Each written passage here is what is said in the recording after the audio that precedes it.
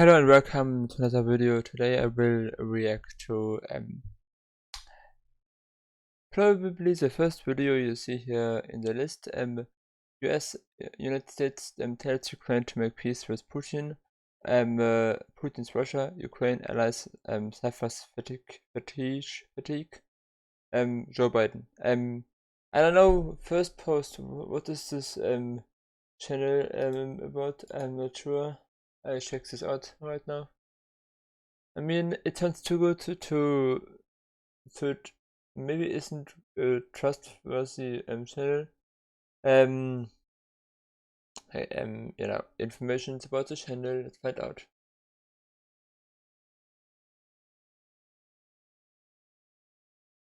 It's still loading. Yes. Slow internet maybe. Let's see.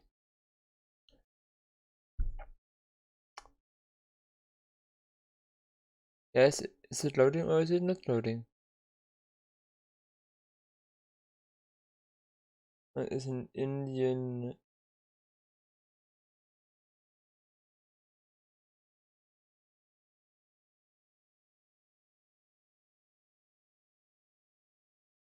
channel. Okay.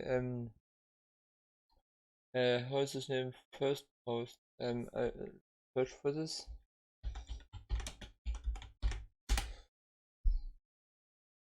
I have to check this out before I watch the video, so I know the bias. I think the war is mostly about between the United States and Russia. So also those should negotiate and not. I mean, Ukraine must be probably inside, but the main conflict is between Russia and the United States.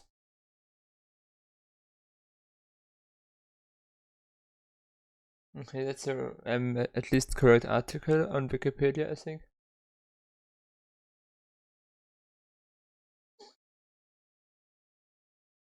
My internet is very slow at the moment, so I'm sorry for this, but let's see. Indian online news network 18 meter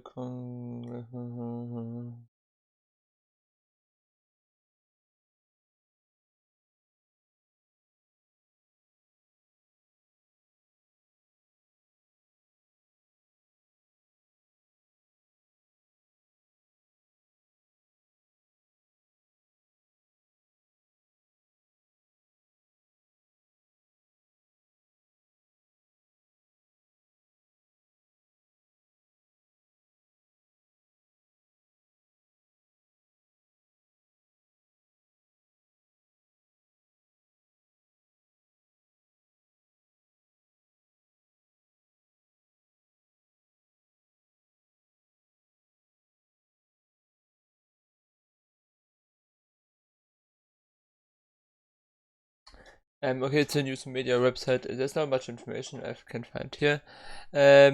So yeah, it's as it is. Let's take a look on what they have to say about Ukraine, the United States, and Russia. War fatigue is natural and bound to occur in any conflict. This problem ails not just the armies of the countries fighting, but also the whole world. Take, for example, the case of the ongoing war between Russia and Ukraine. Russian troops are tired, and Ukrainian forces are exhausted as well. These two armies have been fighting each other for 9 months now. But the war fatigue does not end here. Ukraine's backers and allies are nauseated as well. Even if governments in the West continue to fund Ukraine and supply it with weapons, the citizens are growing tired of the economic costs of the war. So, the USA is now pushing Ukraine to negotiate a peace settlement with Vladimir Putin's Russia. Hello and welcome, this is Shubhangi Sharma and you're watching Internet. Okay, let's pause here and so far it seems, I mean, from what the people are telling, that someone from the United States had maybe said this to someone in Ukraine that they should negotiate with Russia.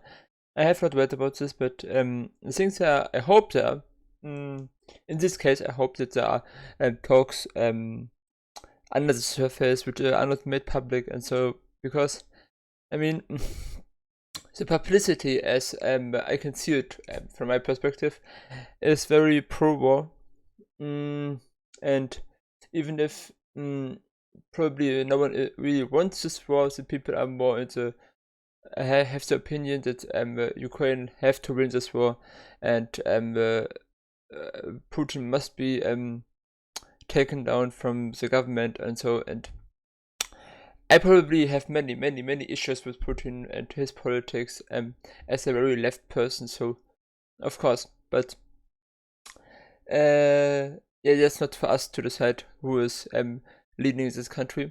The Russians have to decide this, and when they make a revolution and install or create a communistic country, I would of course be glad, and I would like this. And if they would just install someone else who is as interested in capitalism as Putin is, then okay, it's also okay. It's their opinion. It's their what they wanted, but it's not for us, I think, to decide who is leading Russia. But yeah, let's hope that the internet is better now, and you can continue with the video without any more big difficulties. First post.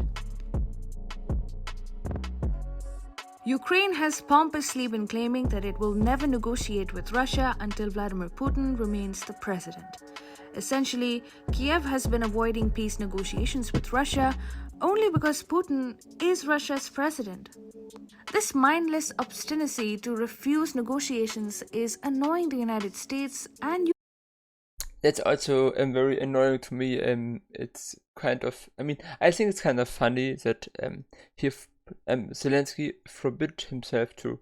There was at least an article which wrote that he made a law or so which forbidden himself to negotiate with Russia as long as Putin is president. And I think that's kind of funny because he can just no one forces him to talk with him, and he does not. He need to make a law to forbid himself to do. I mean, can he not decide for himself? It's just funny, I think, in my opinion. But I mean, it has this funny aspect for me, but it's of course also weird and stupid in general. So I think that the person I forgot her name is right about what she said.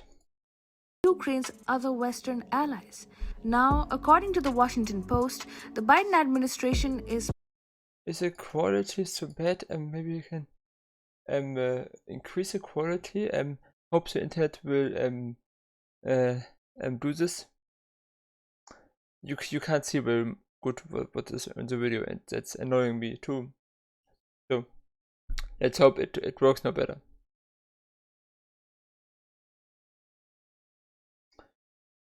I hope the internet is not always so bad. It would be very annoying to record reactions.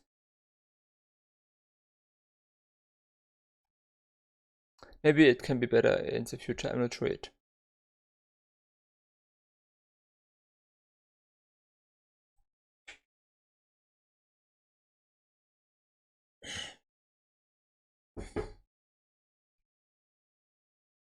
Before I moved, I had such a good internet. I hope this will not be now something which stays this way. Okay, the picture is back again, so let's continue and hope. Is privately encouraging Ukraine's leaders to signal US and privately ask Ukraine to show it's open to negotiate with Russia. It was in the Washington Post, so it seems interesting. An openness to negotiate with Russia and drop their public refusal to engage in peace talks unless President Vladimir Putin is removed from power.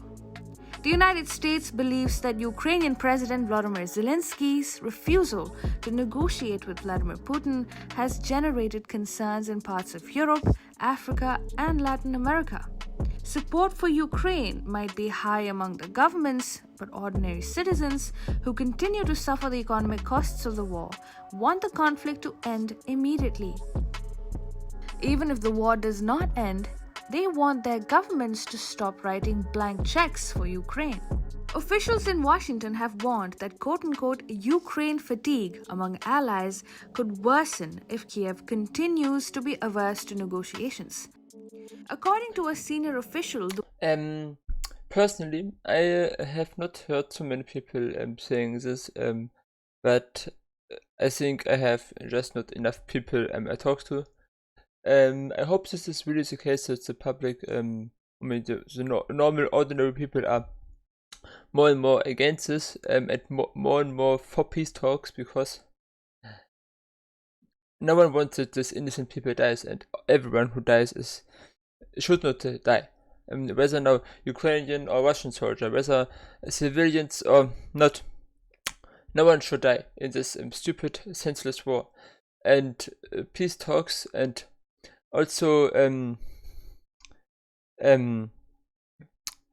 negotiations, and that you have to, negotiations are based on that both sides give something and receive something. So Ukraine cannot just say we want this and this and this, and Russia can also not just say this, we want this and this and this. Both have also to be ready to give something, and only then peace can really exist. The Washington Post and remain peace. It's just not that we want peace talks and then the war starts a few months later again. No, this conflict must be solved at its core, and the thing that everyone says then is Russia should just leave the country and everything is fine. Now it is not fine. The problems remain. And the stuff that also the language Russian was forbidden to speak at schools even before the war started. So how the Russian minority in Ukraine was pushed down and treated badly. So these problems must be solved. Only then there can be peace talks, and it is also not helpful when Zelensky says that he wants to free and the Crimean Peninsula. It doesn't help anyone, and it will not bring peace likelier to come soon. Anyway, let's continue. Spoke with. Ukraine fatigue is a real thing for some of the USA's partners. Of late, Ukraine has been at the receiving end of diktats from its own allies. For instance, it was recently reported that US President Joe Biden lost his cool with Zelensky over a phone call and, in a solid dressing down, told the Ukrainian leader to be thankful for the help he was getting. Ukraine's refusal to talk with Russia's Putin seems to have indicated to the country's allies that Kiev is not keen for peace and wants the military and financial aid to keep pouring in. But here's the problem with that. Western inventories and cash reserves are running out. Suddenly, the war in Ukraine is proving to be too costly for their liking, and Ukraine's appetite for more is growing by the day. But the West's capacity to give to Ukraine is shrinking with each passing day, especially with the midterm elections in the US this month. The message from the United States is clear. Ukraine needs to take steps to end. But what happens if the Democrats win the midterms? Will Biden then again be much more pro-war, or will he continue to try to de-escalate and bring Zelensky to negotiate again? Let's see. The war. The fighting cannot go on forever. And I'm definitely not in favor, or I don't want that the Republicans win. I mean, maybe it would be better for the rest of the world, but it would be definitely very bad for the American people, for the United States people, because the Republicans are also crazy in their what they want and what they both the United States, two big parties, and both parties are shitty somehow, because there is not really at least that's what I know, and I don't know everything and not know very much about the United States and their politics, but it's definitely not it's definitely not a very solidarity country where, I mean, many things are also very bad here in Europe and in Germany, but from a few videos I watched and what I know is there are some big things which many people in the United States have a problem with. For example, also healthcare. So there are definitely not big things that the Democrats did to improve this. Maybe they tried, but yeah. When I would be United States American, I would not know who to vote for. And military and financial aid can certainly not last for years to come. That's a rather significant turnaround in the USA's own policy, which has been claiming for months that it will support Ukraine for as long as the war goes on. Do you think that Ukraine has been pushed into a corner to negotiate with Putin?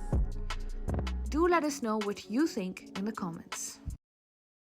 I mean, of course, I have not yet checked out everything that they said. Maybe I will do. Something sounds good, and I would wish it would be true. Maybe it is true. I think it might be true because the war is very costful, and also the United States have not so much money. I mean, for just throwing out of the window for a war where they they have a big they have big interests in the war, that it goes to their favor, because also something I heard that the earth there, the soil in Ukraine, in this part of the world, is very many people wanted the soil, and it is very useful for agriculture, also for the future, and this will be a big thing of the future, to be able to feed a big population, also with climate change and so. But I'm not sure how far the United States want to go. I just hope that there will not be any nuclear escalation. And I am definitive, as I also mentioned in the other video on this channel, I will upload this video, by the way, on my second channel, Linker Spinner, not in the main channel. It's definitive a big. I want peace, and peace is more important than political or economical